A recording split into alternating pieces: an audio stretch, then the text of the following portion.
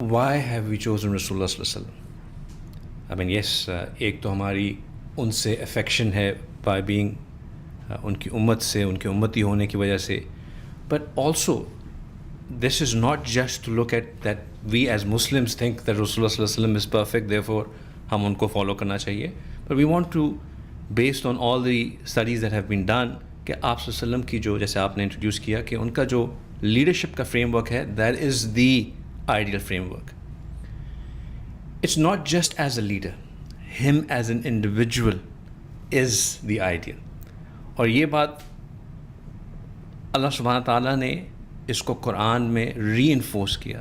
अल्लाह सुब्हान ताला ने कहा कि आप लोगों के लिए रसूलुल्लाह सल्लल्लाहु अलैहि वसल्लम has been sent as the perfect role model.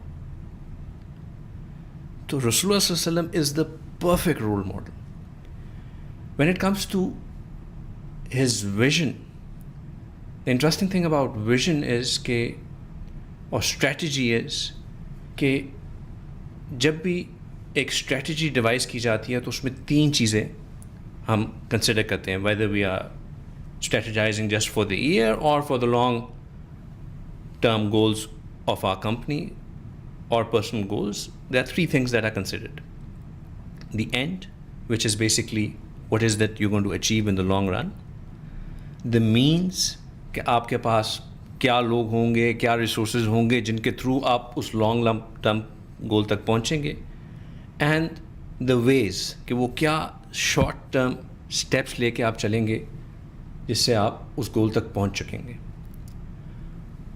रसूलुल्लाह सल्लल्लाहु अलैहि वसल्लम had a vision, but he didn't put that vision through the strategy of means, end goal, means and ways.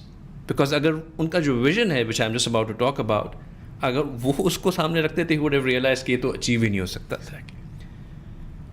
रसूलुल्लाह सल्लल्लाहु अलैहि वसल्लम का vision is कि हर शख्स अल्लाह सुब्हान ताला को वाहिद मानते हुए उनकी इताअत करना शुरू कर दे.